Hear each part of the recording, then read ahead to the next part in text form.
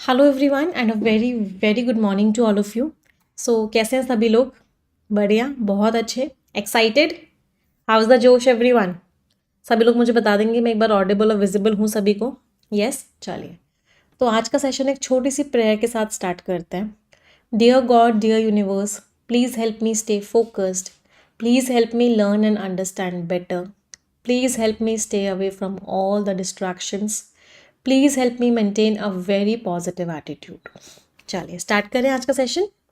Okay, let's get started. जैसे कि कल का सेशन हमने पूरी तरीके से पैराजम्बल्स को डिवोट किया था, आज का सेशन जो हम डिवोट करने वाले हैं वो पूरी तरीके से आपके क्लोज टेस्ट को करने वाले हैं, क्योंकि क्लोज टेस्ट आपके प्री के एग्जाम में भी आएगा, मेंस के एग्जाम में भी आएगा बेटा।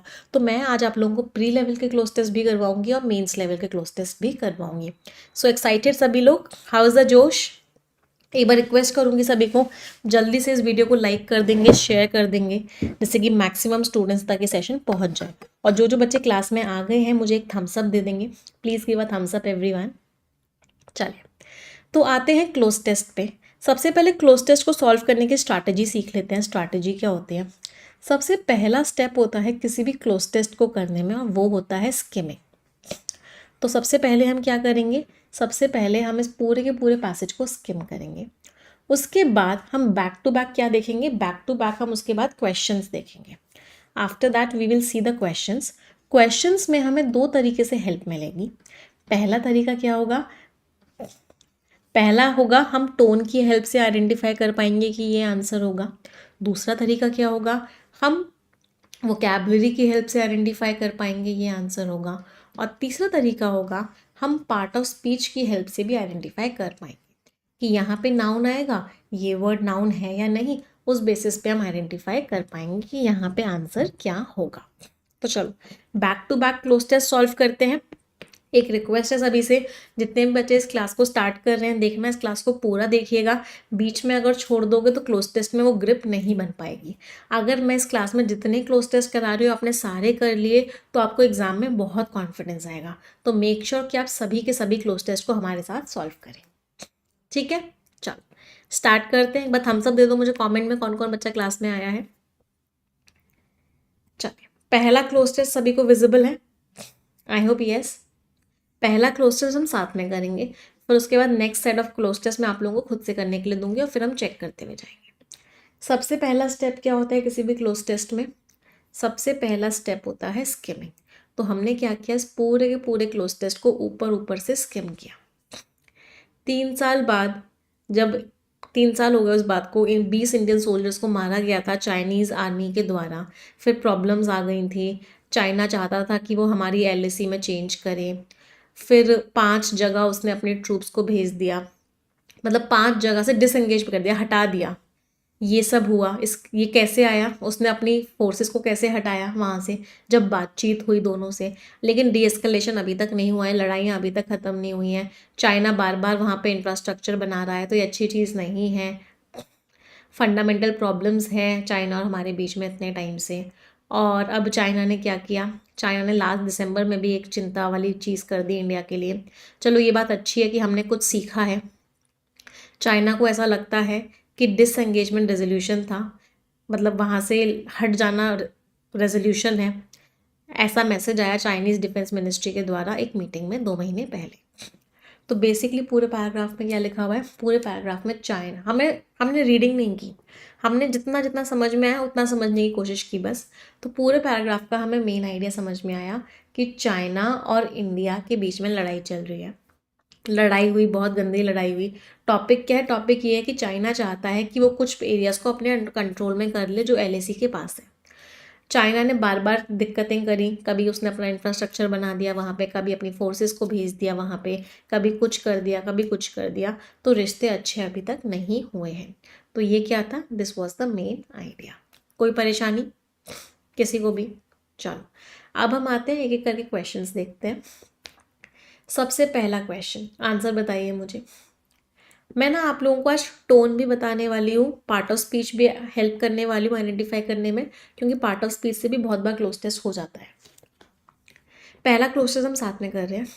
3 साल बाद जब इंडियन सोल्जर्स को मारा गया था, चाइनीज़ आर्मी के साथ क्या हुआ था? कहने से चाइनीज़ आर्मी के साथ लड़ाई हुई थी। चाइनीज़ आर्मी के साथ क्या हुआ था, लड़ाई हुई थी, दोनों भिड़ गए थे, आमने सामने आ गए थे। तो क्लैश का मीनिंग क्या है, फाइट, लड़ाई हुई थी, फाइट तो ये है ही। अब बहुत सारे बच्चे कह रहे हैं मैम डी आंसर होगा, आप लोग गलत कह रहे हो बेटा। डिस्कॉर्डेंस का मीनिंग क्या होता है, बोलचाल में लड़ाई, मतलब डिसअग्रीमेंट। अगर बोलचाल में लड़ाई है, आप लोग आपस में बोल बोल के लड़ रहे हो, तो क्या मारा जा सकता है? बोलचाल की लड़ाई से मारा नहीं जा सकता किसी को। तो इसका मतलब है बी नहीं होगा इसमें answer. Answer would be what, answer would be A and C. कोई परेशानी? अब पार्ट ऑफ स्पीच भी एक बार देख लेते हैं। अ लिखा हुआ है, आर्टिकल हमेशा नाउन के बारे में बात करता है, तो यहाँ पे नाउन आएगा। और ये तीनों के तीनों नाउन्स थे। हालांकि जो फर्स्ट वाला था, इसको वर्ब की तरह भी इस्तेमाल कर सकते हो, और फाइट को भी वर्ब की तरह इस्तेमाल कर सकते हो। ये दोनों वर्ब और नाउन दोनों थे, ये सिर्फ और सिर्फ नाउन था, क्योंकि इसमें लास्ट में ए एन सी ई लग रहा था। क्लियर? चलो अगले क्वेश्चन पर आते हैं, कोशिश कीजिए। चलो 30 सेकेंड है सभी के पास, आप लोग भी ट्राई करो।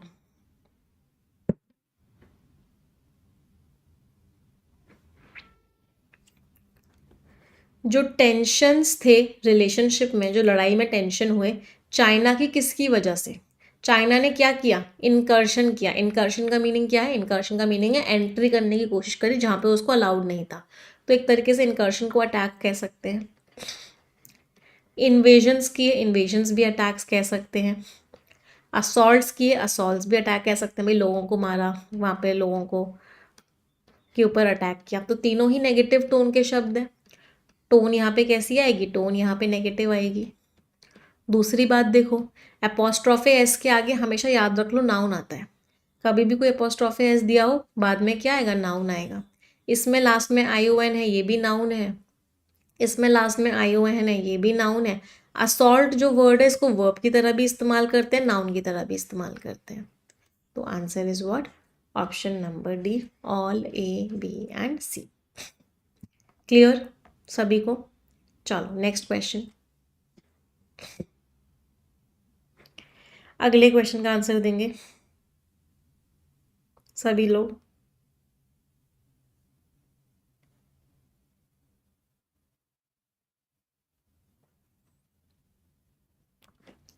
द चाइनीज प्रोजेक्ट देन, उस समय चाइनीज प्रोजेक्ट क्या था कि हम अपने हिसाब से चेंज कर लें। यूनिलेटरल का मीनिंग क्या होता है, वन साइडेड, अपने हिसाब से चेंज कर लें। वन साइडेड तो वन साइडेड है ही। वन पार्टी का मीनिंग भी क्या होता है, वन पार्टी, सिर्फ एक पार्टी के हिसाब से चेंज कर लें। तो चाइना क्या चाहता था कि वो अपने हिसाब से चेंज कर ले। यहाँ पे पार्ट ऑफ स्पीच कौन सा आएगा, पार्ट ऑफ स्पीच से ही बता देती हूँ, चेंजेस नाउन है। नाउन जिस नाउन के बारे में कौन बताता है, एडजेक्टिव। तो यहाँ पे एडजेक्टिव आएगा, और तीनों के तीनों ही एडजेक्टिव की तरह यूज हो सकते हैं। तो answer is option number E, all A B and C. China चाहता था सिर्फ वो अपनी मर्जी से चेंजेस कर ले लाइन ऑफ एक्चुअल कंट्रोल में। अगला,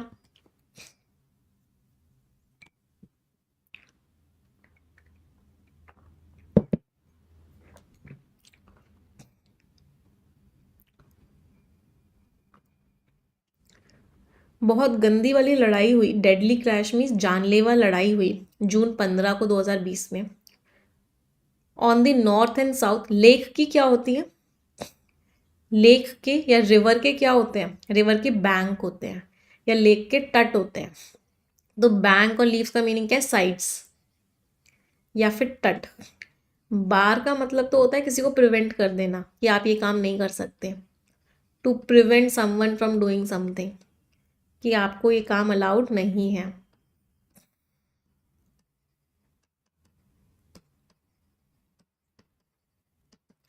या फिर बार क्या होता है, इसको भी बार बोलते हैं, चॉकलेट बार होता है, वो सारी चीज़ें होती हैं, बट बार लेक का तट नहीं होता। तो answer is only A and B. Clear? Part of speech, north and south adjective है, नाउन ऑफ नाउन होता है, तो यहाँ पे नाउन आएगा।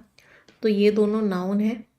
ये जो बार है इसको वर्ब की तरह भी यूज़ करते हैं, इसको नाउन की तरह भी यूज़ करते हैं। बैंक्स को भी वर्ब की तरह भी यूज़ करते हैं। चलो अगला,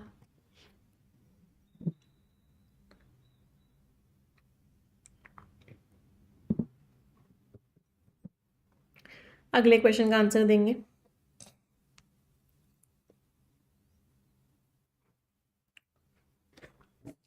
डी एस्केलेशन हुआ नहीं, मतलब चाइना वहां से गया नहीं वापस। चाइनीज एक्शंस, तो जो चाइना लगातार एक्शन कर रहा है ऑफ रैपिडली, बार बार क्या कर रहा है, वॉर लाइक इंफ्रास्ट्रक्चर, ऐसा लग रहा है कि बिल्कुल लड़ने के लिए तैयार है। इंफ्रास्ट्रक्चर का मीनिंग क्या होता है, बिल्डिंग्स बना रहा है वहाँ पे, सब कर रहा है। स्केलिंग अप, शूटिंग अप, दोनों का ही मीनिंग क्या है, इंक्रीजिंग। तो बार बार वहाँ पे इंक्रीज कर रहा है इंफ्रास्ट्रक्चर, बिल्ड कर रहा है इंफ्रास्ट्रक्चर। जैकिंग अप क्या होता है, आपने देखा है कभी गाड़ी को जैक से ऊपर उठा देते हैं, एक मशीन, एक चीज, एक प्लेटफॉर्म के ऊपर गाड़ी को रखते हैं, जैक का इस्तेमाल करते हैं, जैक से ऊपर उठ जाती है गाड़ी, उसको बोलते हैं जैकिंग अप। दैट मीन्स किसी चीज को ऊपर उठाना, लेकिन किसके लिए यूज होता है, with the help of jack, to raising a vehicle with the help of jack, किसी चीज को ऊपर उठाना, उसको बोलते हैं जैकिंग अप। तो ये तो नहीं हो सकता, तो answer is what, only A and B. Part of speech of rapidly, जब भी प्रपोजिशन के आगे कोई वर्ब आती है, हमेशा याद रखना वो अपने आईएनजी फॉर्म में आती है। सिर्फ टी और टू एक एक्सेप्शन है, इसके आगे वी1 भी आ सकता है, वी1 प्लस आईएनजी भी आ सकता है, depending on the situation. Noun आएगा तो ये आएगा, एक्शन आएगा तो ये आएगा। अदरवाइज बाकी सारी प्रपोजिशंस के आगे अगर वर्ब आती है तो वो सिर्फ और सिर्फ अपनी आईएनजी फॉर्म में आती है। अगला,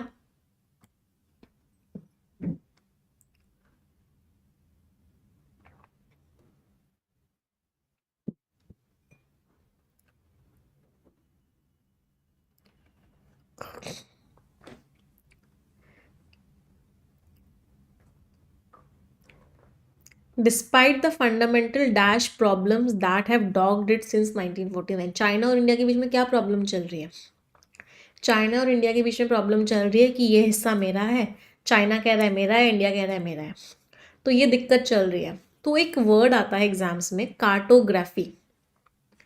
कार्टोग्राफी का मतलब होता है art of making maps, maps बनाने की कला को बोलते हैं कार्टोग्राफी।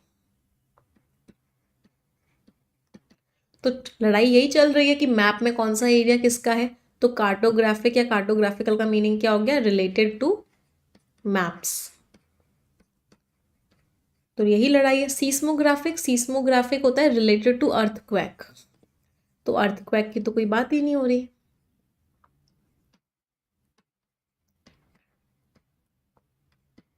तो ये नहीं हो सकता। डॉग डिड का मतलब यहाँ पे क्या है, परेशान किया हुआ है जिसने इस चीज को। तो answer is only A and B. Next question,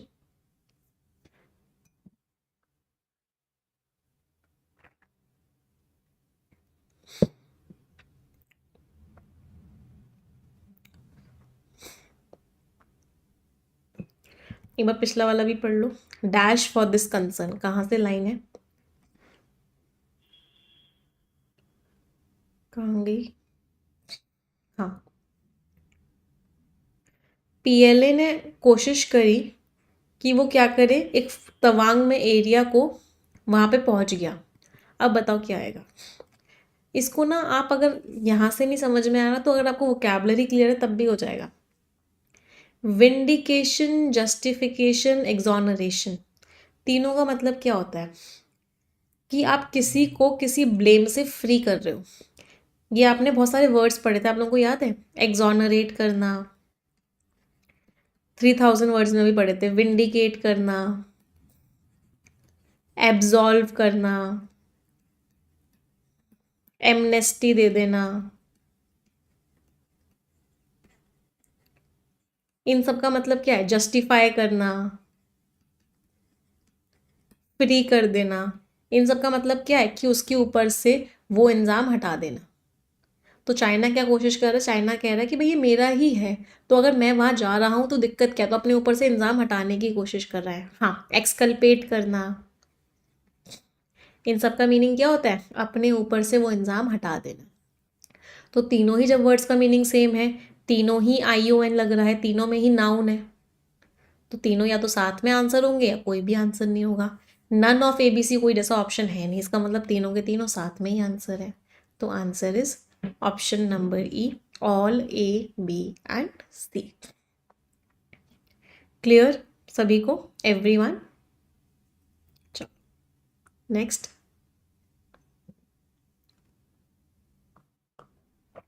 तो चाइना ने कोशिश करी कि चाइना क्या करे, आगे बढ़े, लेकिन इंडिया ने क्या किया? चाइना ने कोशिश करी कि चाइना आगे बढ़ के अटैक करे, लेकिन शुक्र है कि हमने कुछ सीख लिया था पिछली लड़ाई से। तो हमने क्या किया? हमने चाइना की कोशिश को वहीं के वहीं रोक दिया। हमने हेल्प की चाइना की। हम क्यों हेल्प करेंगे चाइना की भाई? हमने क्या किया? थ्वार्ट कर दिया, इम्पीड कर दिया, हिंडर कर दिया, हमने थ्रॉटल कर दिया, हमने ऑब्स्ट्रक्ट कर दिया, हमने वहीं के वहीं उस चीज़ को रोक दिया, कर्टेल कर दिया, वहीं के वहीं स्टॉप कर दिया। Answer was both B and C. अच्छा, पार्ट ऑफ स्पीच भी देख लेते हैं। अटेम्प्ट वॉज, हमारे द्वारा ये काम किया गया, इसका मतलब यहाँ पे कौन सी वॉइस है? पैसिव वॉइस है। तो पैसिव वॉइस का मतलब क्या है? पार्ट ऑफ स्पीच से यहाँ पे वर्ब की थर्ड फॉर्म आएगी। तीनों की तीनों ही क्या थी? वर्ब की थर्ड फॉर्म थी। टोन से भी कर सकते थे, यहाँ पे नेगेटिव टोन आएगी, ये पॉजिटिव टोन थी, जबकि ये दोनों नेगेटिव टोन्स थी। चलो अगले पर आते हैं, नेक्स्ट।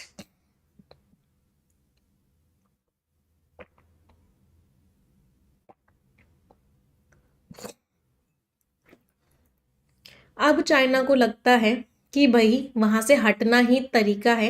ये बात मैसेज से क्या हुई? वहां के डिफेंस मिनिस्टर ने एक मैसेज दिया एक मीटिंग में। तो ये बात वहां के मैसेज से क्या हुई? ये वर्ड्स हमने द हिंदू में बहुत बार पढ़े हैं बेटा।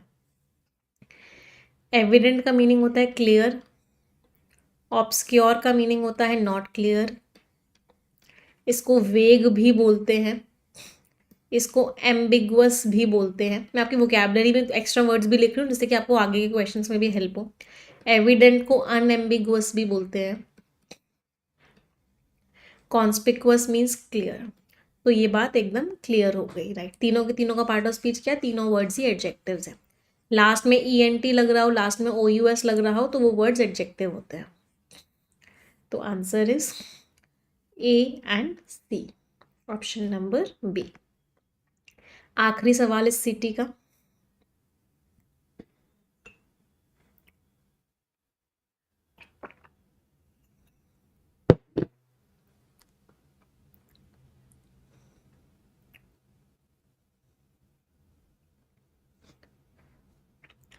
जो मैसेज चाइना के डिफेंस मिनिस्टर ने ली शांगफू ने क्या किया?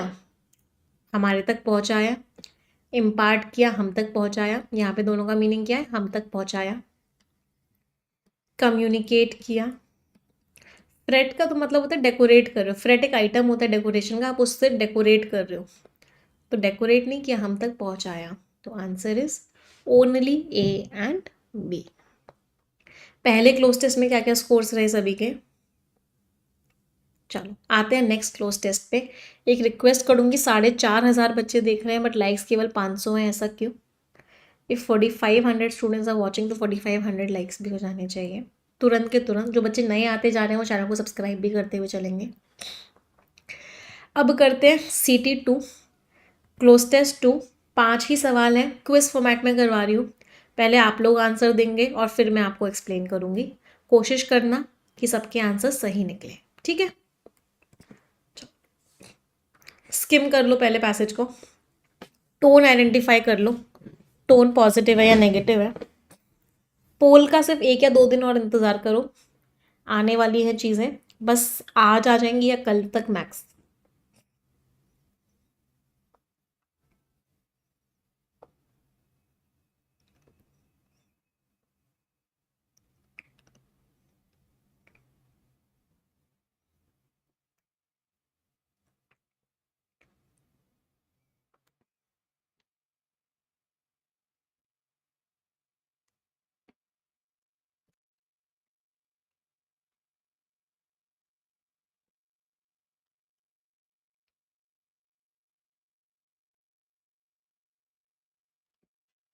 कर लिया स्किमिंग सभी ने?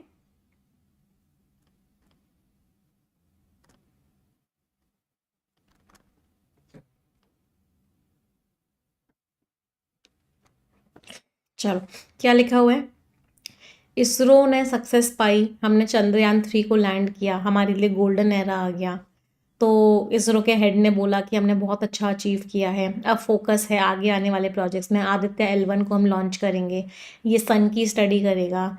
फिर हम एक और चीज़ करने वाले हैं। इसरो क्या कर रहा है? अबॉर्ट मिशन, हमारा एक अबॉर्ट का मतलब क्या होता है? मतलब सक्सेसफुल नहीं हुआ। गंगायान, इंडिया की पहली फ्लाइट, अब ये उम्मीद कर रही है कि हम वहाँ पे इंसानों को पहुँचा देंगे। तो ओवरऑल पैसेज की टोन कैसी है? पॉजिटिव है।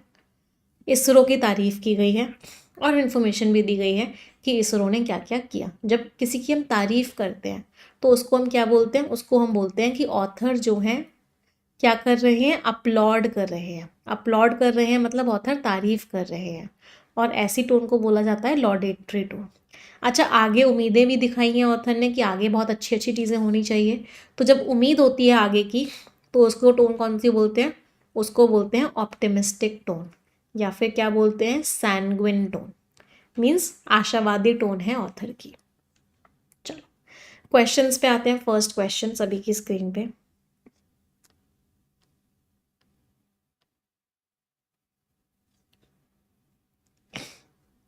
आंसर बताएंगे, पहले आप बताएंगे फिर हम एक्सप्लेन करेंगे। इसरो ने रिसेंटली, पार्ट ऑफ स्पीच तो क्लियर है, हैज़ के साथ क्या लगता है? वर्ब की थर्ड फॉर्म, तो वर्ब की थर्ड फॉर्म आएगी। एनकाउंटर्ड सक्सेस, इसरो ने क्या किया है? अभी अभी सक्सेस को क्या किया है? एनकाउंटर किया है। एनकाउंटर शब्द का मीनिंग क्या होता है? कोई चीज़ आपके सामने आ जाए। लेकिन लेकिन लेकिन अब यहाँ का ना टोन का खेल है। लग तो रहा है एनकाउंटर्ड का मीनिंग फेस्ड होता है, लेकिन ये जो एनकाउंटर्ड शब्द है इसको हम नेगेटिव चीज़ों के लिए इस्तेमाल करते हैं। जब किसी प्रॉब्लम का सामना करते हैं, जब किसी दिक्कत का सामना करते हैं, तब जाके एनकाउंटर्ड लगाते हैं। सक्सेस कोई पॉजिटिव कोई नेगेटिव वर्ड तो है नहीं, पॉजिटिव वर्ड है, इसका मतलब यहाँ पे एनकाउंटर्ड नहीं आ सकता। अचीव की है सक्सेस, अटेन की है मीन्स प्राप्त की है, पाई है। तो answer is both B and C. Scores भी बताते हुए चलना इस क्लोज टेस्ट में सभी लोग। आउट ऑफ 1 क्या क्या स्कोर्स रहे। चलो अगला क्वेश्चन।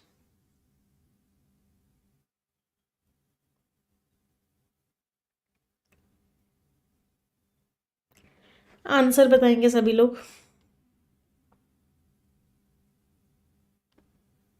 ये ना कंफ्यूजिंग क्लोज टेस्ट है, उतना आसान नहीं है, इसलिए बहुत सोच समझ के आंसर मार्क कीजिएगा।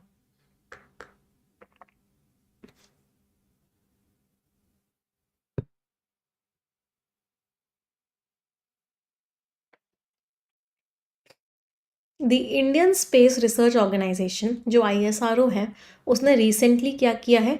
सक्सेस मिली है उसको चंद्रयान 3 की लैंडिंग से। शुरू हो गया, मार्किंग द बिगिनिंग, मार्किंग आ सकता है कि शुरुआत हो गई है। इनिशिएटिंग द बिगिनिंग, अब इनिशिएटिंग नहीं हो सकता, इनिशिएटिंग का मीनिंग क्या होता है? स्टार्टिंग। हाँ, यहाँ पे घोटाला कर दिया आप लोगों ने। Starting the beginning, starting the beginning, beginning का मीनिंग ही होता है शुरू करना, शुरू को शुरू करना। क्या हो गया? सुपरफ्लुअस हो गया। सुपरफ्लुअस का मीनिंग क्या होता है? एक्स्ट्रा हो गया। जब बिगिनिंग ऑलरेडी लिख चुके हैं तो शुरू को शुरू करना तो गलत है ना। कॉन्क्लूडिंग, शुरुआत को ख़त्म करना, फिनिश करना, नहीं, ये तो नेगेटिव टोन का शब्द हो गया, तो ये भी नहीं हो सकता। तो आंसर वॉज ओनली ए। इसलिए कह रही हूँ क्लोज टेस्ट ये कन्फ्यूजिंग है, इतना ईजी नहीं है, ध्यान से पढ़ के आंसर दीजिए। तो शुरुआत को मार्क किया एक बहुत ही गोल्डन एरा की इसरो के लिए, इंडिया के लिए। चलो नेक्स्ट क्वेश्चन।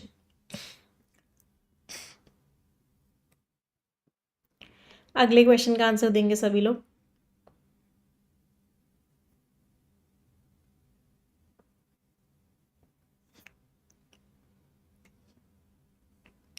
स्कोर्स भी बताते हुए चलेंगे। द एजेंसीज फोकस, अब जो एजेंसी का फोकस है, हैज़ नाउ, वर्ब की थर्ड फॉर्म आएगी, आगे आने वाले प्रोजेक्ट्स पे आ गया है।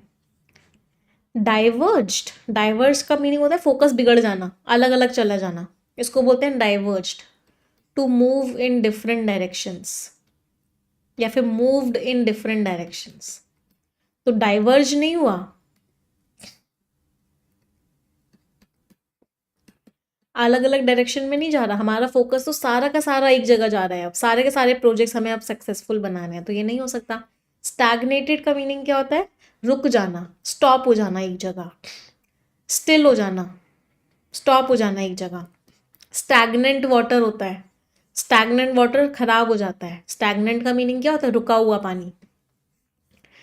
हाँ, हमारा जो फोकस है अब शिफ्ट हो गया है, तो आंसर इज ओनली सी आगे आने वाले प्रोजेक्ट्स में। नेक्स्ट, स्कोर्स भी बताते हुए चलेंगे।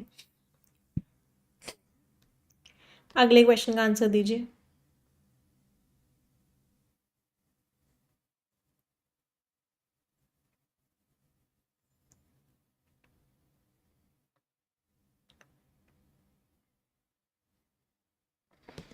एडिशनली जो इसरो है वो क्या कर रहा है? रैम्प अप करना, गियर अप करना means to make one self ready, making it self ready. तो इसरो जो है अपने आप को तैयार कर रहा है। Gear up, ramp up means अपने आप को तैयार करना। रैम्प अप का एक और मीनिंग होता है, वो क्या होता है? रैम्प अप मीन्स किसी चीज़ को इंक्रीज करना। वाइंडिंग डाउन, यार बहुत हो गया, it's time to wind down. बहुत हो गया, अब मैं थक गई हूँ, अब वाइंड डाउन कर दो।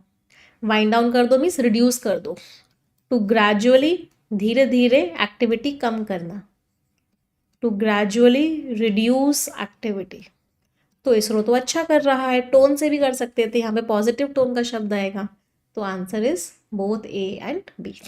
तो इसरो तैयार कर रहा है गंगायान, जो मिशन था जो अबॉर्ट हो गया था, जो बीच में रुक गया था, अब उसको फिर से करने की कोशिश कर रहा है इसरो। Last question.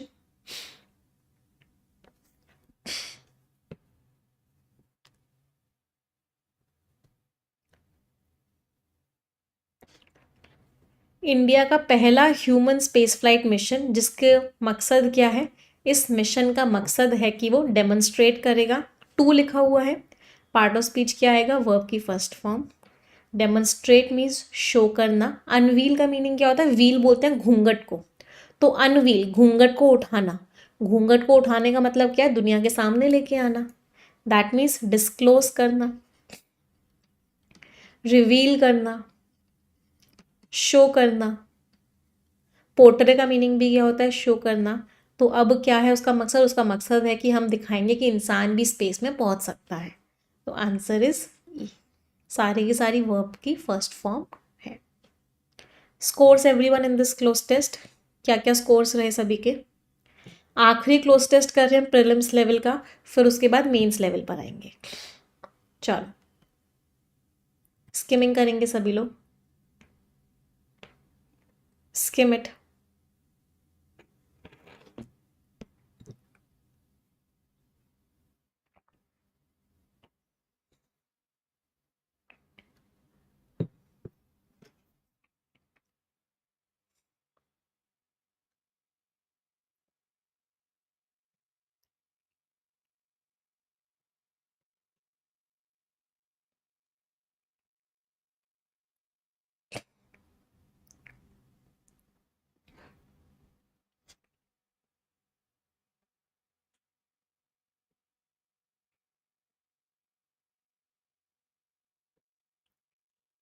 कर लिया स्किमिंग? क्या समझ में आया? कैसे स्किमिंग करी? जिन लोगों को स्किमिंग नहीं आती एक बार देख लो।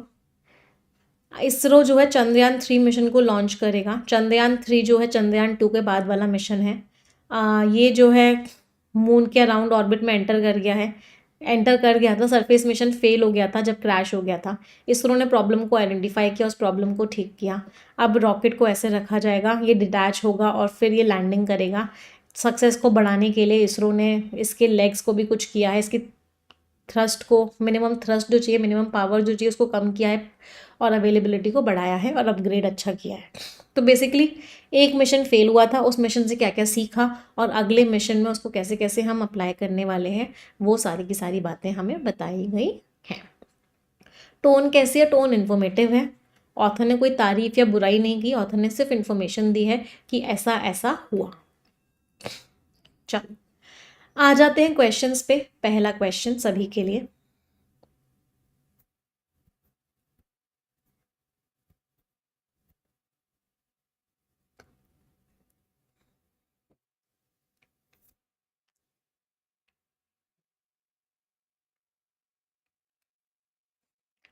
चंद्रयान 3 क्या है? अपने पिछले वाले का शो है, शो है। चंद्रयान 3 कोई शो थोड़ी ना था, व्यू है, पिक्चर है। नहीं भी, सेम टू सेम मॉडल है। तो रेप्लिका मीन्स सेम मॉडल, तो सेम मॉडल है। Answer is B. चलो अगला, स्कोर्स बताते हुए चलना।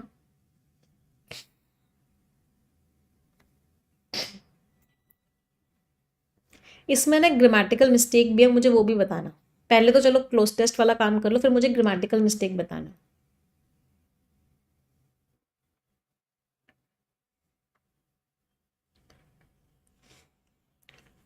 जब ये ऑर्बिटर ऑर्बिट में गया मून के अराउंड, सरफेस मिशन फेल हो गया सितंबर में।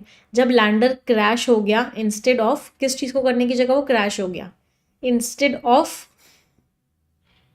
प्रोसीडिंग। प्रोसीडिंग का तो मीनिंग होता है किसी चीज़ को कंप्लीट करना, मेंटेन करना। डिसेंट मीन्स नीचे की तरफ जाना, तो मेंटेन भी नहीं हो सकता।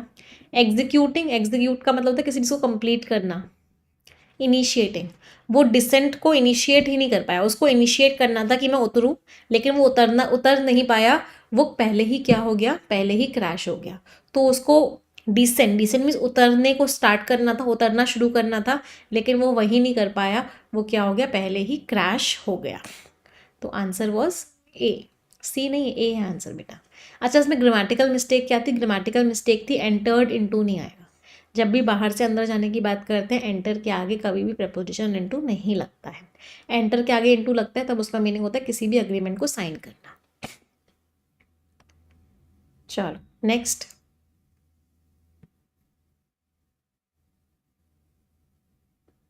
इस क्वेश्चन को टोन से कर सकते हो।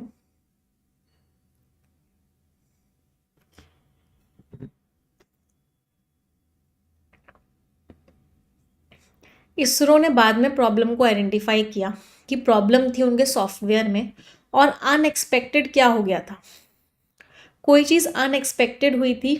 तो यहाँ पे कौन से टोन का शब्द आएगा? यहाँ पे नेगेटिव टोन का शब्द आएगा। कलेक्शंस, इकट्ठी हो गई थी चीज़ें। प्रपोजल, प्रस्ताव। प्रेफरेंसेस, चाहते क्या हैं, लाइकिंग्स क्या है। नहीं, डिस्पर्शन हो गया था। डिस्पर्शन का मीनिंग क्या है? चीज़ें अलग अलग हो गई थी, चीज़ें बट गई थी, मतलब जैसी होनी चाहिए वैसी नहीं हुई थी। तो answer is what, D. Unexpected dispersion in the propulsion system during certain phases of the descent. तो जब उतराव हो रहा था, उतर रहा था, तो कुछ कुछ प्रोपल्शन सिस्टम में डिस्पर्शन हो गया, मतलब चीज़ें जो है रह ही नहीं पाई एक जगह, एकदम टूट टूट के गिरने लग गई। डिस्पर्स का मीनिंग क्या होता है? स्प्रेड हो जाना वाइडली। चलो अगला।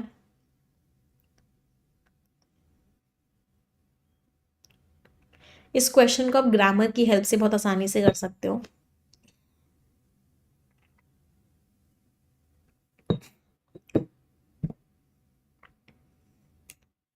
फाइनली जो लैंडर है वो डिटैच कर जाएगा और क्या शुरू करेगा? Begin a series of dash, a series of. इसको ग्रामर की हेल्प से कर लो, वोकैबलरी की ज़रूरत ही नहीं है। A number of, a majority of, each of, either of, neither of, every one of. इन सब के आगे जो नाउन आता है वो हमेशा कैसा आता है? हमेशा प्लूरल आता है। We always use a plural noun with all of them. क्यों? क्योंकि बहुत सारों में से एक की बात हो रही है या बहुत सारों की बात हो रही है। तो ये सारे ऑप्शन सिंगुलर थे, वैसे ही एलिमिनेट हो गए। तो अ सीरीज ऑफ मैन्योवर्स, मैन्योवर्स का मीनिंग क्या होता है? एक्सरसाइजेस। मतलब वो कुछ ऑपरेशंस करना स्टार्ट कर देगा, कुछ कुछ करना स्टार्ट कर देगा जो कल्मिनेट करेगा। कल्मिनेट का मीनिंग क्या होता है? एंडिंग। जिससे क्या होगा? फाइनली क्या हो जाएगा? फाइनली वो धीरे धीरे लैंड कर जाएगा अगस्त 23 या 24 को इस साल सरफेस पे। तो answer is C.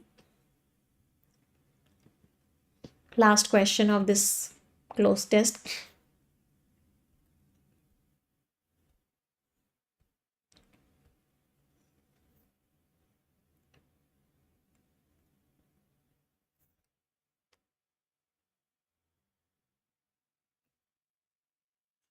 To improve the chances of success at this stage, इस स्टेज पर सक्सेस के चांसेस को इम्प्रूव करने के लिए इसरो ने क्या किया है, वर्ब की थर्ड फॉर्म आएगी। लेग्स को क्या किया होगा, पॉजिटिव टोन का शब्द आएगा। लेग्स को कलेक्ट तो नहीं करेंगे, इकट्ठा तो नहीं करेंगे। मस्टर्ड का मीनिंग होता है इकट्ठा करना, एक्यूमुलेट का मीनिंग भी होता है इकट्ठा करना। तो अब यहाँ पे मेरे पास दो शब्द बचे हैं, स्ट्रेंथन स्ट्रॉन्ग किया है, एडजस्ट करना। एडजस्ट हम किसी चीज़ के हिसाब से करते हैं, adjust the landers legs according to something. तो अगर इन दोनों में मोस्ट अप्रोप्रिएट दिया देखा जाए तो most appropriate is a. Strengthen means strong बनाया है, तो उसने जो लेंडर के लेग्स हैं उनको बहुत ज़्यादा स्ट्रॉन्ग बनाया है। एडजस्ट जिसके हिसाब से किया है वो आगे कहीं भी मेंशन नहीं है, इसलिए हमने एडजस्टेड नहीं लगाया। अगर ए ऑप्शन नहीं होता तो हम सी को आंसर मार्क करते हैं, लेकिन सबसे ज़्यादा अप्रोप्रिएटली कौन सा फिट कर रहा है, ए, इसलिए इस केस में ए आंसर है। स्कोर्स एवरीवन, क्या क्या स्कोर्स रहे इस क्लोज टेस्ट में सभी के। चलो, तो अभी हमने प्रीलिम्स लेवल के क्लोज टेस्ट किए हैं। अब हम लेवल को थोड़ा सा इंक्रीज कर रहे हैं, फिर पैटर्न को चेंज कर रहे हैं। अब हम क्या करने वाले हैं, मेंस लेवल के मॉक टेस्ट। एक्साइटेड सभी लोग फॉर मेंस लेवल? जितने लोग एक्साइटेड हैं एक थम्स अप दे देंगे, give a thumbs up, like से बटन पे क्लिक कर देंगे। Super duper excited for mains level. चलो आते हैं मेंस लेवल पे। पहले मैं स्ट्रैटेजी बता देती हूँ कि एग्जैक्टली करना क्या है आप लोगों को। इस क्लोज टेस्ट में आपको क्या दिया हुआ है, बेसिकली एक पैराग्राफ दिया हुआ है और आपको 5 फ्रेजेस दिए हुए हैं। आपको बताना है कि कौन सा फ्रेज कहाँ पर आएगा। पहले मुझे बताओ, डायरेक्शन समझ में आई सभी को? Everyone, is the direction clear? कौन कौन सा फ्रेज कहाँ कहाँ पर आएगा वो आप लोगों को बताना है। ये वाला मेंस में बहुत बार देखा गया है, तो इस तरह के पैटर्न में हमें बहुत कॉन्फिडेंस होना चाहिए। चलो इसकी स्ट्रैटेजी सीखते हैं। स्ट्रैटेजी क्या है, सबसे पहले इस पूरे को पढ़ो, अब स्किमिंग नहीं करनी। ध्यान रखना, अभी तक क्लोज टेस्ट में हम स्किमिंग करते हुए आए थे। इस तरह का पैटर्न आता है तो इस तरह के पैटर्न में क्या करते हैं, रीडिंग करते हैं। चलो रीड करना स्टार्ट करते हैं। इक्विटी बेंचमार्क इंडिसेस, किसी तरह के डेटा की बात हो रही है। इट्स 8 days ऑफ रैली, 8 दिन में कुछ हुए, किसके बीचों बीच, amid weak trend in global markets, global market कमज़ोर चल रही थी और फॉरेन फंड आउटफ्लोज जो हैं, मतलब फॉरेन फंड जो आ रहा था वो भी कमज़ोर चल रहा था। साथ के साथ जो हाई वैल्यूएशन कंसर्न्स हैं कि मतलब बहुत ज़्यादा वैल्यूएशन बढ़ा रखी है कंपनीज़ की, इसकी वजह से जो इन्वेस्टर्स हैं वो क्या हो चुके हैं, कॉशियस हो चुके हैं, बहुत केयरफुल हो चुके हैं। ये जो सेंसेक्स है ये इतना डिक्लाइन हो गया, जो निफ्टी है वो इतने पॉइंट्स कम हो गया। अगर हम फर्म्स की बात करें, इन सारी फर्म्स की बात करें तो ये सबसे पीछे रहे। ये सारे के सारी फर्म्स जो हैं, सारी फर्म्स में से ये सारी कंपनीज जो है लैगर्ड्स रही। लैगर्ड्स का मीनिंग क्या होता है, सबसे पीछे रही। ITC, Titan, power grid, UltraTech cement जो है, ये 4 कंपनीज जो हैं आगे रही। एशियन मार्केट्स में ये सारी की सारी ग्रीन में रही। ग्रीन में का मतलब क्या होता है, अच्छा परफॉर्म किया इन्होंने। अगला, यूएस मार्केट्स ट्यूसडे को कुछ हुई, ग्लोबल ऑयल बेंचमार्क जो है ये बढ़ गया, फॉरेन इंस्टीट्यूशनल इन्वेस्टर्स जो हैं उन्होंने ट्यूसडे को कुछ किया, महंगाई जो है 7.44% हो गई जुलाई में। किसकी वजह से, क्योंकि वेजिटेबल्स का प्राइस कम हो गया। चलो अब मुझे बताओ, अगर वेजिटेबल्स का प्राइस कम हुआ है तो महंगाई कम होगी या महंगाई ज़्यादा होगी? कहीं भी एक छोटी सी हिंट मिलेगी ना, उसको अटैच करने की कोशिश करेंगे। अगर वेजिटेबल का प्राइस कम हुआ है तो महंगाई कम होगी या महंगाई बढ़ेगी? क्या सभी को क्लियर है कि अगर वेजिटेबल्स का प्राइस कम हुआ है तो महंगाई क्या होगी, महंगाई कम होगी। चलो, महंगाई ख़त्म तो नहीं है, एंडेड तो नहीं है, क्योंकि अभी भी थोड़ी सी तो ज़्यादा है, तो महंगाई ये नहीं हो सकता। महंगाई ने कोट किया, महंगाई कुछ सामने बोलेगी? नहीं। महंगाई में इक्विटी कैसे आ गई? नहीं। महंगाई का ट्रेड होता है क्या? नहीं। तो क्या समझ में आया, लास्ट वाली पोजीशन पे 1 आएगा। कोई भी दिक्कत किसी को भी कि महंगाई जो है 6.8% हो गई अगस्त में, 15 मंथ के हाई को टच करने के बाद। स्ट्रैटेजी सीखना। चलो अब महंगाई कम हो गई, ये वाला यहाँ आ गया, तो अब मुझे बताओ यहाँ पे कौन सा आएगा? इक्विटी के जो इंडिसेस थे वो क्या हो गए, मतलब जो ये नंबर्स थे क्या हो गए होंगे अगर वीक है ट्रेंड तो। अगर ग्लोबल मार्केट में ट्रेंड कम है, मतलब वीक है, कमजोर है, तो इक्विटी के जो इंडिसेस हैं वो क्या हुए होंगे, ये भी कम हुए होंगे। तो यहाँ पे भी कम वाला शब्द आएगा। चलो बताओ, कम वाला शब्द और कौन सा बचा है?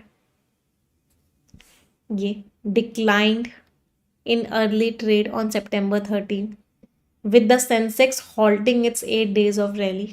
तो क्या समझ में आया? यहाँ पे 5 आया।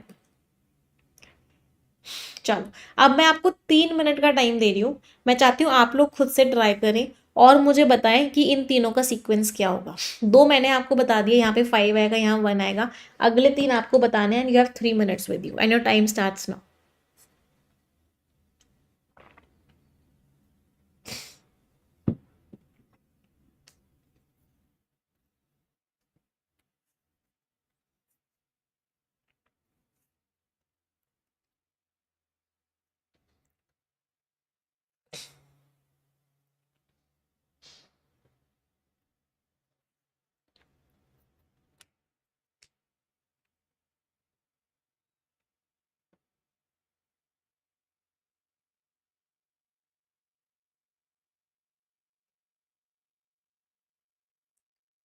चलो, इसको देखते हैं। यहाँ पे सबसे पहले इसमें ऑन लिखा हुआ है, इसमें ऑन लिखा हुआ है, ऑन इन। ऑन इन तो ग्रामर ही गलत हो गई, तो ये भी एलिमिनेट हो गया, ये भी एलिमिनेट हो गया। इसका मतलब यहाँ पे तो सिर्फ 3 आ सकता है कि ये जो मार्केट्स हैं इन्होंने लोअर कोट किया, इनमें चीज़ें खराब थी लेकिन टोक्यो में चीज़ें अच्छी थी। चलो, अब ये हो गया। अब अगले 2 देखते हैं।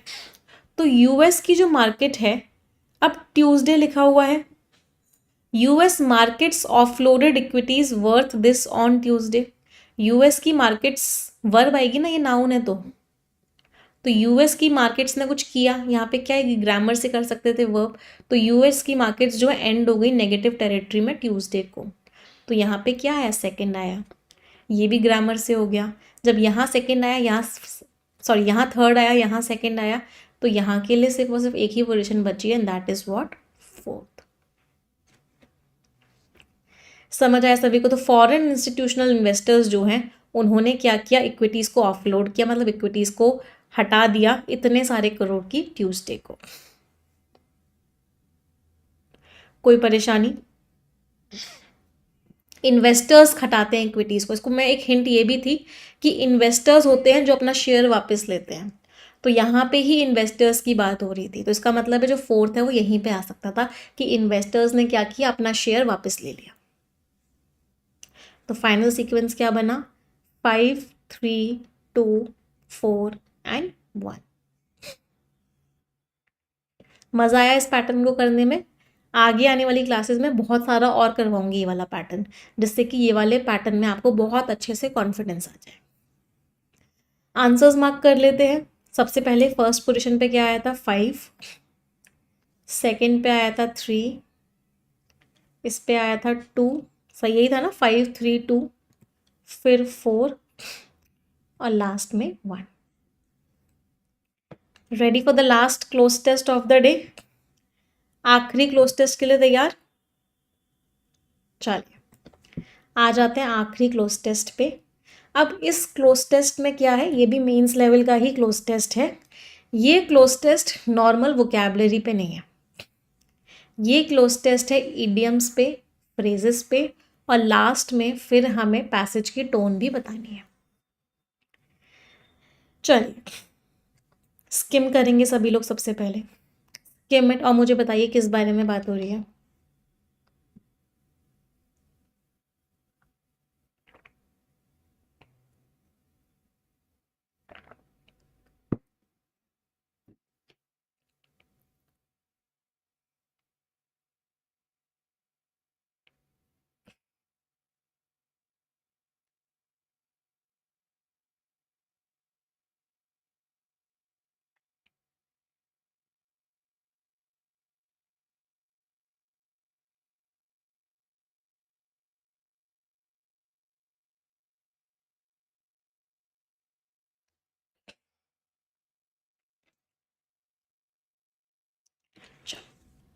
After over a half a decade, मतलब लगभग 5 साल से ज़्यादा जब डिस्कशंस हुए, आइट्रेशंस मीन्स बार बार चीज़ें रिपीट हो रही थी इस लॉ में, तो इसके लगभग 5 साल से ज़्यादा हो गए दोनों हाउसेज ऑफ पार्लियामेंट ने digital personal data protection act को पास किया पिछले महीने। ये एग्जैक्टली 6 साल बाद आया है इस जजमेंट के, जब सुप्रीम कोर्ट ने बोला कि भाई राइट टू प्रिवेसी है और ज़रूरत है एक डेटा प्रोटेक्शन लॉ की। जो ये जजमेंट था इसने बहुत इंपॉर्टेंट कॉर्नरस्टोन में से बहुत इंपॉर्टेंट हिस्सा बना इस चीज़ का। इस जजमेंट ने बोला कि राइट टू प्राइवेसी जो है फंडामेंटल राइट है। 6 अलग अलग कोर्ट ने क्या बोला, इंटरप्रिटेशन दिया राइट टू प्राइवेसी का। कोर्ट ने बोला कि राइट टू प्राइवेसी उतना नैरो नहीं है जितना अगेंस्ट फिजिकल इन्वेजन है, लेकिन इतना है कि इसमें बॉडी और माइंड दोनों आता है, जिससे हम डिसीजंस ले सकते हैं और ये हमारे रिस्पेक्ट से और हमारे इंडिपेंडेंस से बंधा हुआ है। तो ओवरऑल डेटा प्रोटेक्शन लॉ की बात हो रही है, सुप्रीम कोर्ट के जजमेंट की बात हो रही है, राइट टू प्राइवेसी की बात हो रही है। चलो अब एक एक करके क्वेश्चंस करेंगे, नहीं अभी आगे भी है, इसको स्किम कीजिए।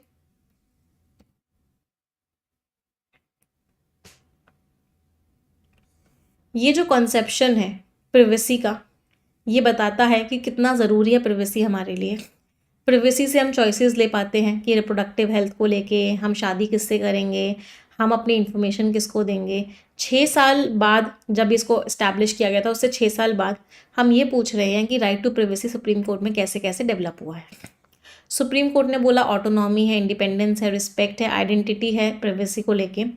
इससे क्या सब होता है, इस सब से कॉन्स्टिट्यूशनल राइट्स का फ्रेमवर्क और स्ट्रांग होता है। सुप्रीम कोर्ट ने बहुत सारे जजमेंट्स में बोला है कि भाई अडल्ट्स का हक है कि वो रिलीजियस और कास्ट लाइन्स में कुछ उनके अकॉर्डिंग कुछ डिसीजंस ले सके। ऑटोनॉमी के राइट्स को लिंक किया, सेल्फ रिकॉग्निशन, अपने आप को पहचाने। कोर्ट ने बोला कि प्राइवेसी का बहुत बड़ा रोल है हर चीज़ में, कि हम जिंदगी को रिस्पेक्ट के साथ जी सकें और ज़िंदगी को रिस्पेक्ट के साथ मर सकें। तो हर चीज़ में सुप्रीम कोर्ट ने राइट टू प्राइवेसी को सपोर्ट किया है। तो इस पूरे पैसेज का सिर्फ मेन आइडिया एक ही था कि right to privacy is important, and Supreme Court ने अपने बहुत सारे जजमेंट्स में इसको सपोर्ट किया है। कोई दिक्कत? चलो एक एक करके क्वेश्चंस पर आते हैं।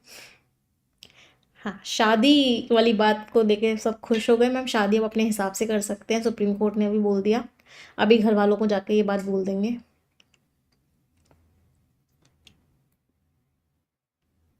चलो फर्स्ट क्वेश्चन आंसर देंगे।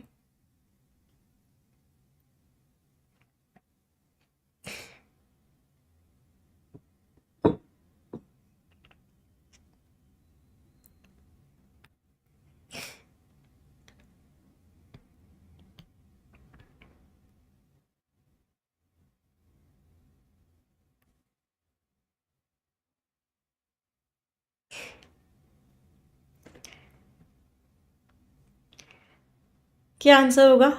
5 साल से ज़्यादा हो गए डिस्कशंस के और बहुत सारे आइटरेशंस हो गए। आइटरेशंस मीन्स बार बार बार बार बार बार चीज़ों को घुमाना। A great many, a profusion of, a shed load of, सबका मीनिंग क्या होता है? ह्यूज नंबर ऑफ, बहुत सारे। प्रोफ्यूजन का एक वर्ब फॉर्म होता है प्रोफ्यूज, वर्ब फॉर्म में इनफैक्ट एडजेक्टिव फॉर्म होता है। इसका मीनिंग क्या होता है? कोपियस, मीन्स बहुत सारा, एबंडेंट, एम्पल।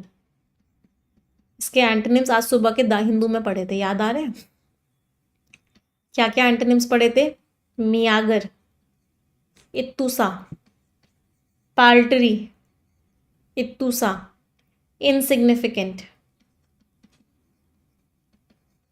इत्तुसा। तो answer is option number E, all A, B and C. चलो नेक्स्ट क्वेश्चन पर आते हैं।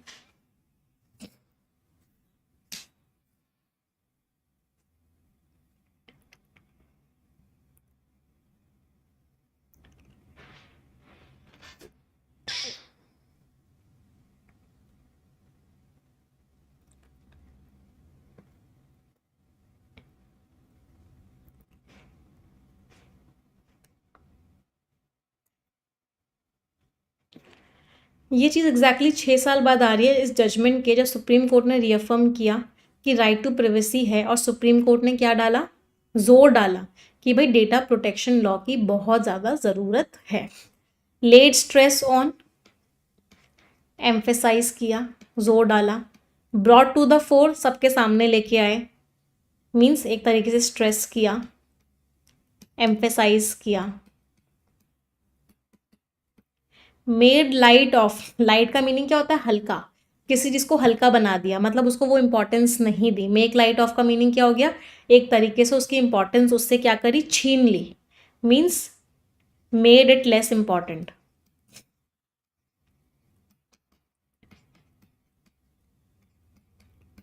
तो ये तो नेगेटिव टोन हो गई।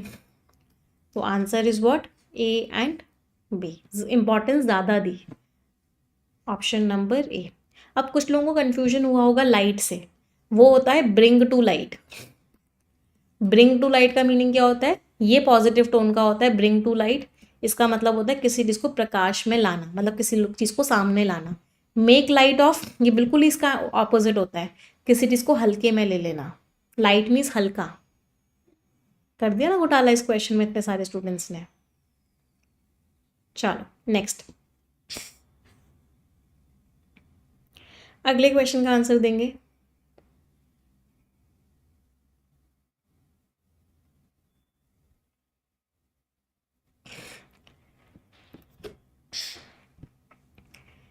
ये चीज़ एग्जैक्टली 6 साल बाद आई इस जजमेंट के। सुप्रीम कोर्ट ने बोला कि प्राइवेसी का हक है, और जोर डाला ज़रूरत पे, किस चीज़ की, डेटा प्रोटेक्शन लॉ की। कैसी ज़रूरत है भाई, कस्टम बिल्ट, मीन्स आपके हिसाब से बनाई गई, dedicated. Dyed in the wool, dyed in the wool का मतलब क्या होता है, जब आप किसी चीज़ को वुल में डाई करते हो तो उसका रंग कभी नहीं छूटता। तो डाइड इन द वूल का मीनिंग क्या होता है, कोई चीज़ जिसमें आप कभी बदलाव नहीं ला सकते, कोई ऐसी चीज़ जो बदलने का नाम ही नहीं ले सकती, उसको बोलते हैं died in the wool, means unchanged. बहुत जिद्दी अपनी चीज़ को लेके, वो बदलेगा ही नहीं, एडमेंट है। कार्ड कैरी, जिसके पास कोई कार्ड हो, मतलब जिसके पास किसी तरह की पावर हो, समवन हु इज पावरफुल। लेकिन पावरफुल कौन, पावरफुल किसके लिए यूज करते हैं, इंसान के लिए, मतलब someone who has that authority, someone who has power, जिसके पास कार्ड है, मतलब जिसके पास क्या है, पावर है, जिसके पास अथॉरिटी है।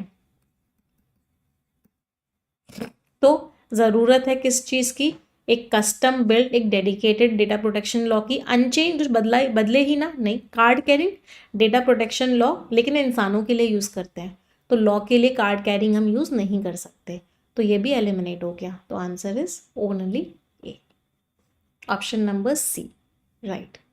हाँ, स्टबन, एडमेंट के मुझे 5 सिनोनिम्स बता दो, चलो इसी बात पे। एडमेंट के 5 सिनोनिम्स बताएंगे, stubborn, pugnacious, obdurate, obstinate, rigid, inflexible. सबका मीनिंग क्या होता है, सबका मीनिंग होता है जिद्दी।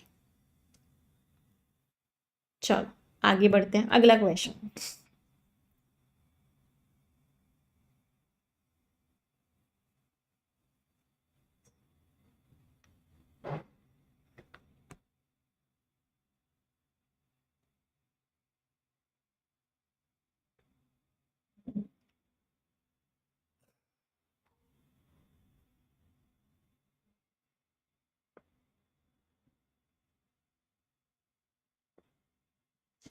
सिक्स सेपरेट कोर्ट के जो अलग अलग क्या थे, वेज ऑफ थिंकिंग, अलग अलग तरीके थे सोचने के, उसने क्या किया, स्पेल आउट किया। स्पेल आउट मीन्स क्लियरली बताया इस इंटरप्रिटेशन को, राइट टू प्राइवेसी को लेके। Ways of thinking, vantage point का तो मतलब होता है ऐसी जगह जहाँ से आपको बहुत सुंदर नज़ारा दिख रहा हो, उसको बोलते हैं vantage point. A place from where the view is good, या places from where the view is good, जहाँ से नज़ारा बड़ा अच्छा हो। फ्रेम्स ऑफ रेफरेंस, इसको बोलते हैं स्टैंडर्ड्स, कि इस चीज़ को मद्देनज़र रखते हुए आगे के रूल्स बनाए जा रहे हैं। तो these are the frames of reference, ये स्टैंडर्ड चीज़ें हैं। तो आंसर वुड बी 6 अलग अलग सोच के तरीके, 6 अलग अलग नज़ारे के तरीके नहीं हो सकता, 6 अलग अलग स्टैंडर्ड्स नहीं, ये तो 6 अलग अलग स्टैंडर्ड्स भी नहीं हो सकता। स्टैंडर्ड का मीनिंग क्या होता है, उस स्टैंडर्ड के अंदर चीज़ें होती हैं। कि फ्रेम ऑफ रेफरेंस क्या है, फ्रेम ऑफ रेफरेंस है जो इन्वायरमेंट बनाया गया, अब उसके अंदर चीज़ें होंगी, तो ये भी नहीं हो सकता। तो answer was option number C, only A. बहुत सारे लोगों का गलत हो गया अभी, क्या कर रहे हो। चलो next question, right to privacy क्या है।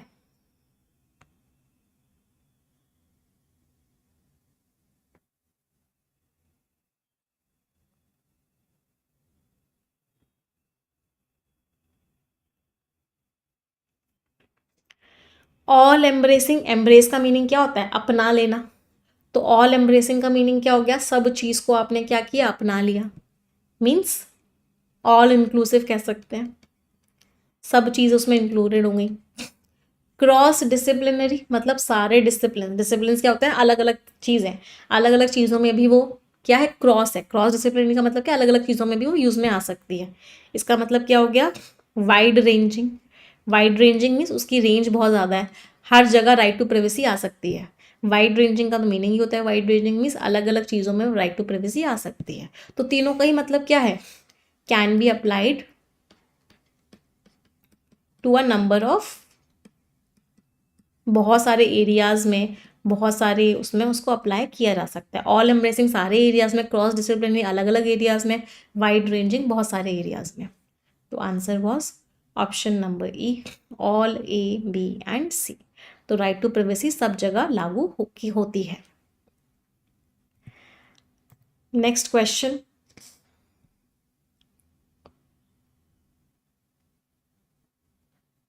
अगले क्वेश्चन का आंसर देंगे।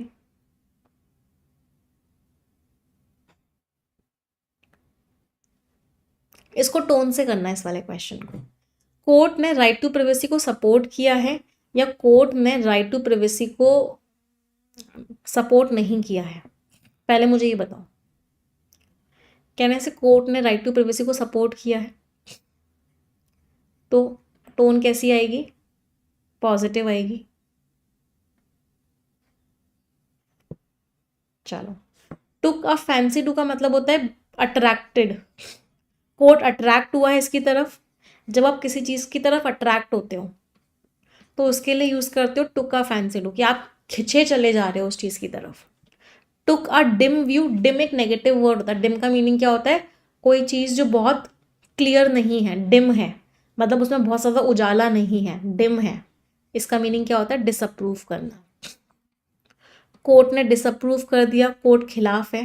टुक टू मीन मतलब कोर्ट का मतलब ये है, मतलब इंटरप्रेट कोर्ट इसको ऐसे कर रहा है, कोर्ट इसको ऐसे बताने की कोशिश कर रहा है। बताओ आंसर क्या होगा।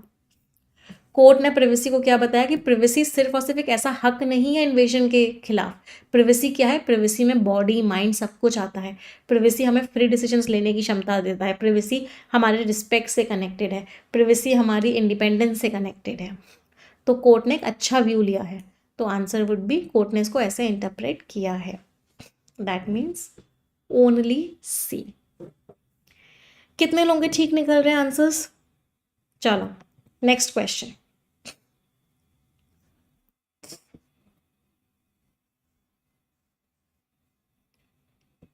ये तो सबका सही होना चाहिए।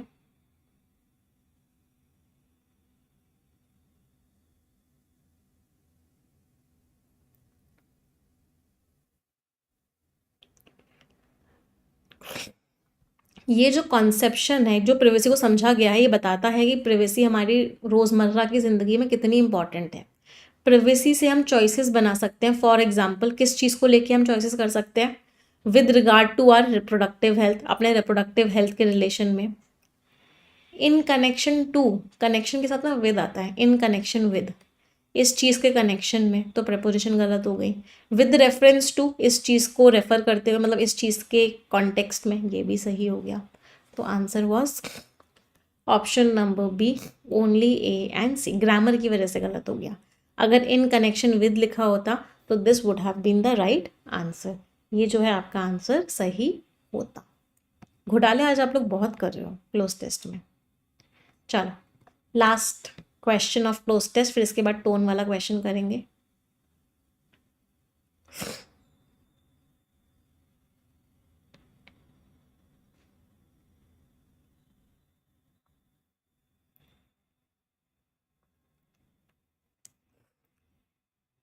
इसने बहुत सारे जजमेंट्स में अडल्ट्स को हक दिया है कि आप रिलीजियस और कास्ट लाइंस में अपने हिसाब से शादी कर सकते हो भाई।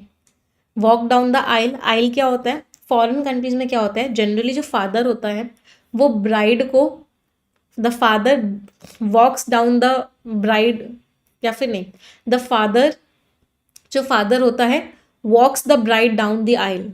इसका मतलब क्या हो गया, जो उनकी बेटी होती है उनको वो आइल के थ्रू वॉक करवा के ले जाते हैं। तो आइल क्या होता है, देखा है आपने आइल क्या होता है, यहाँ पे ग्रूम खड़ा होता है, यहाँ पे सारी पब्लिक होती है, फादर आते हैं अपनी डॉटर के साथ और इस आइल के थ्रू अपने डॉटर को ग्रूम तक ले जाते हैं। तो आइल का मतलब मीनिंग वैसे क्या होता है, रास्ता, पैसेज। लेकिन वॉक डाउन द आइल एक फ्रेज हो गया, इसका मीनिंग क्या हो गया, शादी करवाना, to marry. Become man and wife क्या हो गया, शादी करवाना, शादी करना, या फिर टेक द प्लंज, रिस्की काम में उतर जाना, टू टेक चैलेंजेस।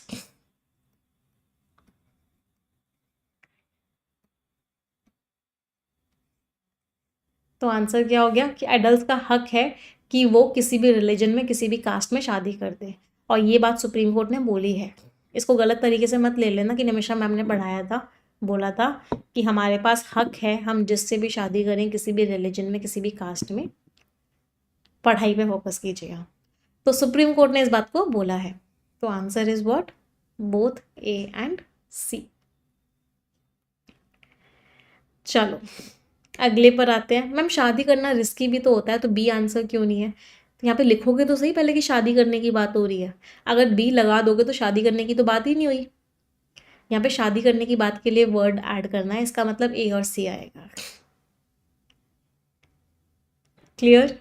चलो लास्ट क्वेश्चन, कौन कौन सी टोन्स हैं ऑथर की? पहले मैं आप लोगों को सारी टोन्स का मीनिंग बताती हूँ, फिर आप लोग मुझे बताना आंसर आपका क्या क्या हो सकता है। रिफ्लेक्टिव, रिफ्लेक्टिव टोन का मतलब क्या होता है कि हम चीज़ों के बारे में पीछे से सोचते आ रहे हैं कि ऐसा हुआ फिर ऐसा हुआ फिर ऐसा हुआ, इस तरह के टोन को बोलते हैं रिफ्लेक्टिव। या फिर इस तरह के टोन को रेट्रोस्पेक्टिव भी बोलते हैं। रेट्रोस्पेक्टिव का मीनिंग क्या होता है, हम सोच विचार कर रहे हैं, हम चीज़ों को, पुरानी चीज़ों को रिफ्लेक्ट कर रहे हैं। इंफॉर्मेटिव, एनालिटिकल, चीज़ें जो हो रही हैं उसके बेसिस पे कुछ एनालिसिस कर रहे हैं। थॉटफुल, कुछ सोच रहे हैं। लीगल, लीगल टर्म्स के बारे में बात कर रहे हैं। साइनिकल, डाउटफुल होना कि ऑथर डाउटफुल है। चलो टोन बताओ। ऑथर ने पुराने जजमेंट्स की बात करी तो लीगल तो है। ऑथर पुरानी बारे में सोच भी रहेंगे, 6 साल पहले ये हुआ था, फिर ये हुआ, फिर सुप्रीम कोर्ट ने बहुत सारे जजमेंट्स में ये बोला। रिफ्लेक्टिव भी है, ऑथर ने इन्फॉर्मेशन भी दी है, ऑथर ने एनालाइज भी किया है कि इस बेसिस पे राइट टू प्राइवेसी बहुत इंपॉर्टेंट हो गई है। थॉटफुल भी है।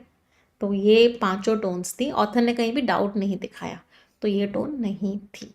तो answer was only A and B. कोई परेशानी किसी को किसी भी प्रकार की?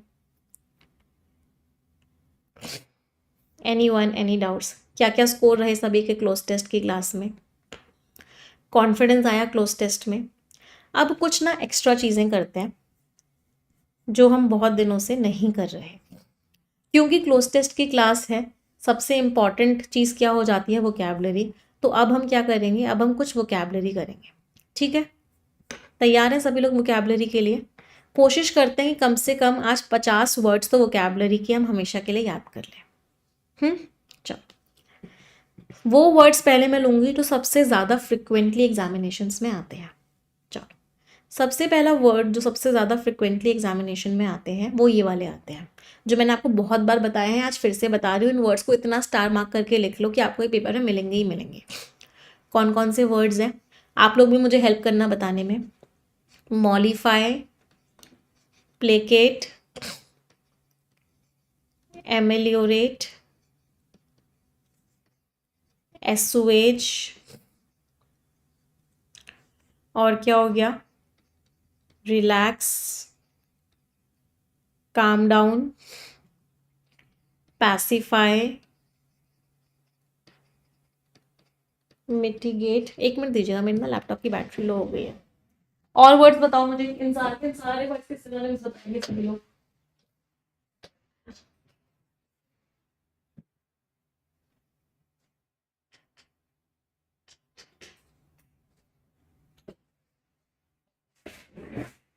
मुझे कम से कम आज 20 वर्ड्स चाहिए इन सारे के सारे वर्ड्स के सिनोनिम्स में और एंटोनिम्स में। I want at least 20 words from every one. चलो, और कौन कौन से वर्ड्स हो गए?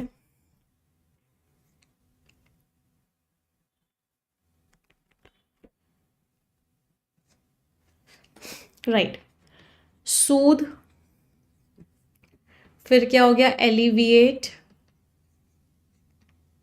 यस, तो इन सारे के सारे वर्ड्स का मीनिंग क्या होता है? इन सारे के सारे वर्ड्स का मीनिंग होता है किसी चीज़ को कम करना। और किस चीज़ को कम करना? पेन को कम करना, रिड्यूस द पेन। कोई परेशानी किसी को? 1 2 3 4 5 6 7 8 9 10 ये हो गए। चलो, अब 20 वर्ड्स टोटल करने हैं। अब नेक्स्ट 10 वर्ड्स किसके करेंगे? एंटोनिम्स के करते हैं। एंटोनिम्स का मतलब क्या हो गया? बढ़ा देना, राइट। इसमें एलए वर्ड भी ऐड कर सकते हो। एलए वर्ड का मीनिंग भी क्या होता है? किसी चीज़ को कम कर देना। ट्रैंक्विलिटी नाउन फॉर्म में, बेटा ये सारे वर्ब्स फॉर्म है। इसका नाउन फॉर्म क्या होता है? शांति। शांति के वर्ड्स क्या हो गए? Tranquillity, serenity, harmony, solace. Solace का मीनिंग भी क्या होता है? सुकून।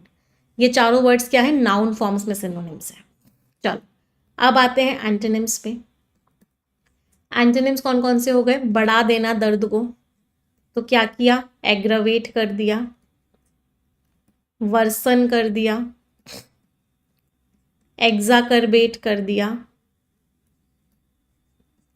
और क्या किया? इंटेंसिफाई कर दिया, इंक्रीज कर दिया। 5 इडियम्स बता दो। हाँ, इंसाइट। इंसाइट का मीनिंग क्या होता है? भड़का दिया। प्रोवोक कर दिया। प्रोवोक का मतलब भी क्या होता है? भड़का दिया। एम्पलीफाई कर दिया। एम्पलीफाई का मतलब भी क्या होता है? बढ़ा दिया, इंक्रीज कर दिया। और क्या बोल सकते हैं? स्टिम्युलेट कर दिया। स्टिम्युलेट का मतलब भी क्या होता है? फीलिंग्स को क्या कर दिया? बढ़ा दिया। कुछ इडियम्स लिखते हैं। क्या किया? फैन द फ्लेम्स, आग को हवा दे दी। Turn the knife, knife turn कर दिया मतलब फिर से लोगों के दर्दों को बढ़ा दिया। और क्या किया? आग में घी डाल दिया। Add fuel to fire. और क्या किया? जले पर नमक छिड़क दिया। Apply salt in wound. और क्या किया? Add insult to injury. Add insult to injury का मतलब भी क्या होता है? जले पर नमक छिड़क दिया। तो इन सब का मीनिंग क्या हो गया? जले पर नमक छिड़क दिया। ये सारे के सारे क्या हो गए? एंटोनिम्स हो गए। कोई परेशानी इन वाले वर्ड्स में? ये वर्ड्स आपको एग्जाम में मिलेंगे ही मिलेंगे। इसको 4 5 स्टार मार्क करके लिख लो। चलो, अब आते हैं दूसरी कैटेगरी के वर्ड्स पे।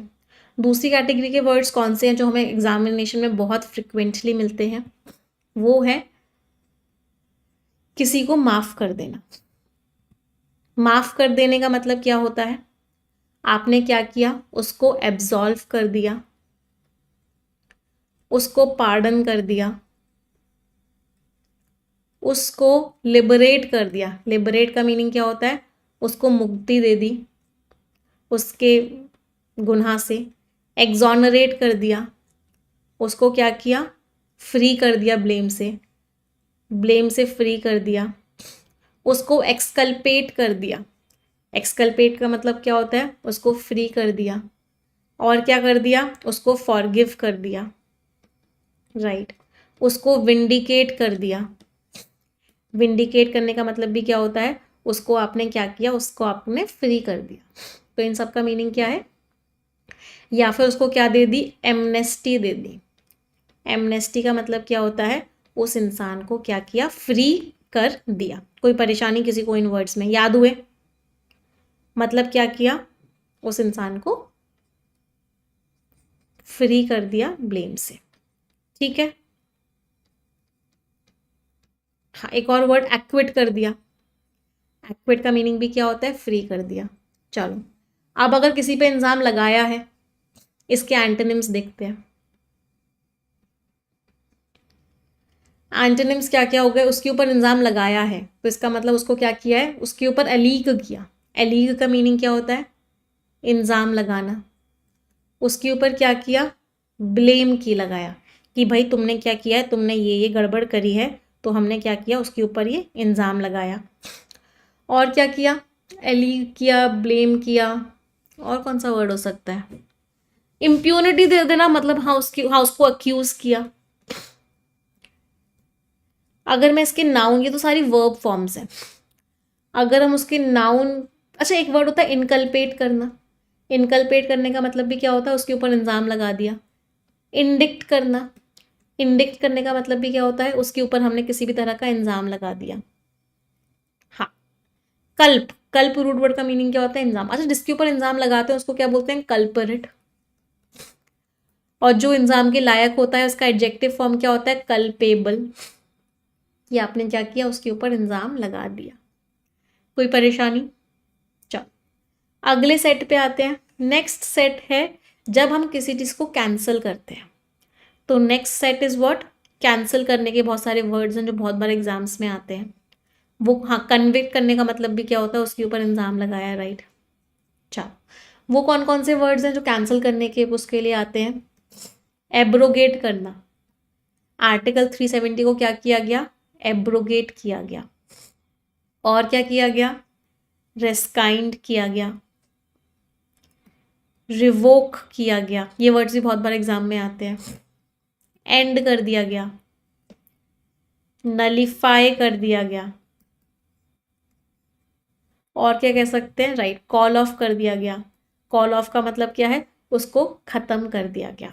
तो इन सारे वर्ड्स का मीनिंग क्या है, इन सारे शब्दों का मीनिंग है किसी चीज़ को कैंसिल कर देना, अप्रूव ना करना। कोई परेशानी किसी को, चल अब ये जो कॉल ऑफ है, ये जो ओ डबल एफ वाली ऑफ होती है ना, इस वर्ड की फ्रेजल वर्ब्स बहुत ही ज़्यादा इंपॉर्टेंट होती है। तो मैं आपको 3 फ्रेजल वर्ब्स दे रही हूँ, आप मुझे उन सभी वर्ड्स का मीनिंग बताएंगे।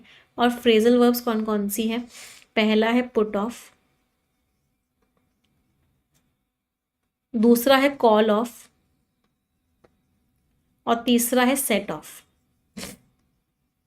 तीनों का मीनिंग क्या है, पुट ऑफ मीन्स पोस्टपोन करना,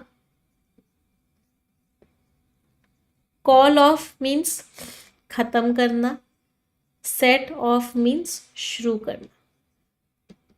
पुट ऑफ कर रहे हो आप, उसको पोस्टपोन कर रहे हो, एंड कर रहे हो, और खत्म कर रहे हो। कोई परेशानी किसी को यहाँ तक, किसी भी प्रकार की, चलो अगले वर्ड पे आते हैं।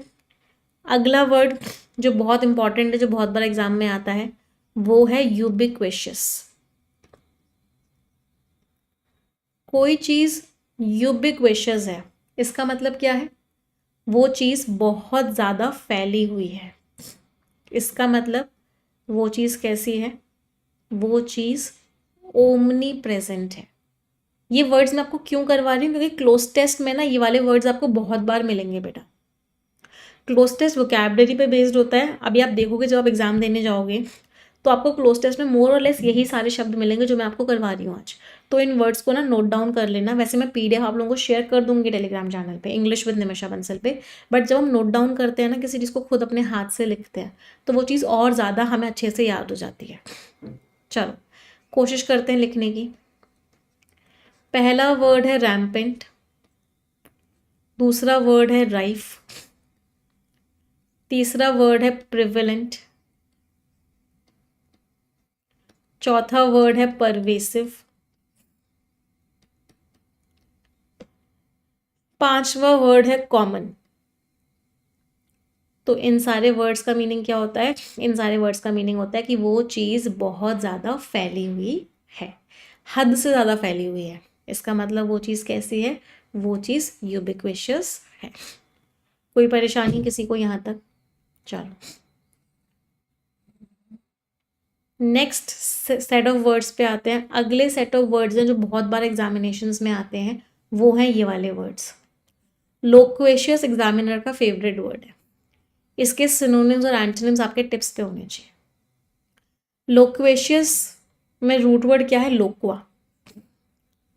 लोक्वा वर्ड का मीनिंग क्या होता है? बातचीत करना, टू टॉक। तो लोक्वेशियस हम किस इंसान को बोलते हैं? वो इंसान जो टॉकेटिव होता है। इसके 2-3 सिनोनिम्स हैं, 2-3 एंटोनिम्स हैं, उनको लिख लो। पहला इसका सिनोनिम्स बता रही हूँ। सिनोनिम है गैर्यूलस।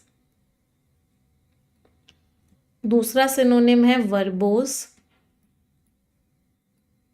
इसका एंटोनिम है एक रेटिसेंट।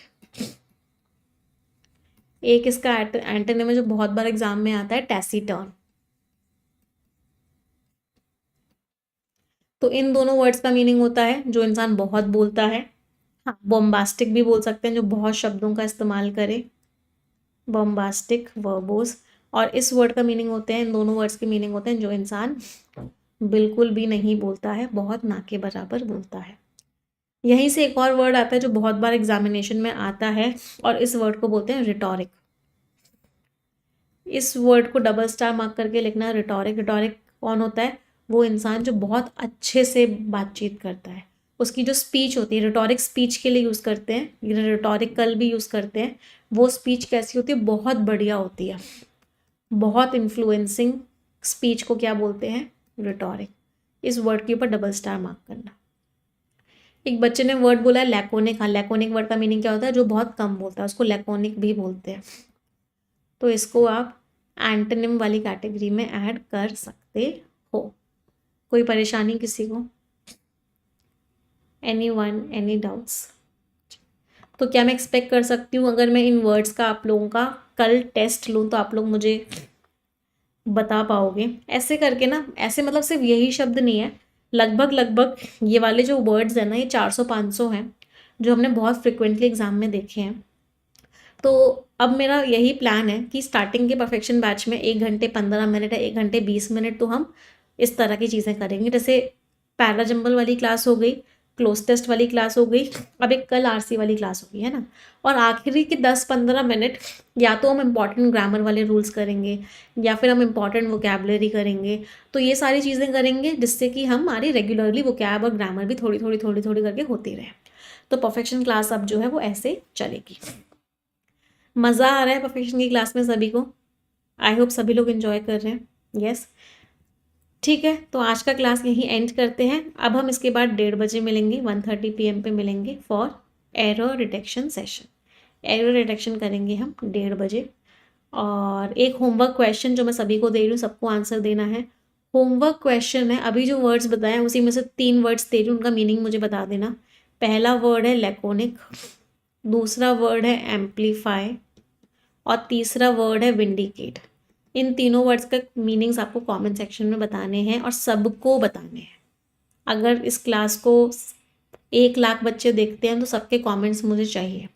जो बच्चे कमेंट करेंगे उनमें से एक बच्चे को हम अपनी तरफ से success no more an illusion वाली बुक भी प्रोवाइड करेंगे। तो मेक श्योर कि सभी लोग कमेंट ज़रूर करें। PDF आपको English with Nimisha Bansal Telegram channel है, वहाँ पे मिल जाएगा। अब मैं कल के विनर का नाम अनाउंस कर देती हूँ। कल जिस बच्चे ने परफेक्शन की क्लास में कमेंट किया था, और विनर है हमारे, कौन है हमारे विनर भाई? Any guesses? जो बच्चे विनर हैं वो मेल आईडी दी हुई है डिस्क्रिप्शन में, उस मेल आईडी पे एक स्क्रीनशॉट भेज देंगे, अपना एड्रेस भेज देंगे, अपना फ़ोन नंबर भेज देंगे और बता देंगे कि मैम हमें हमारा नाम अनाउंस हुआ था। विनर है निधि गुप्ता 2655। ठीक है, चलो। आई होप आप लोगों को ये सेशन अच्छा लगा होगा। 3 सेंटेंस सभी लोग मिलके बोलेंगे, 1 2 3 and go. English is a very easy language. I am very good at English and I'll definitely get my dream job. Thank you everyone. Bye bye. Take care. Stay blessed and tada.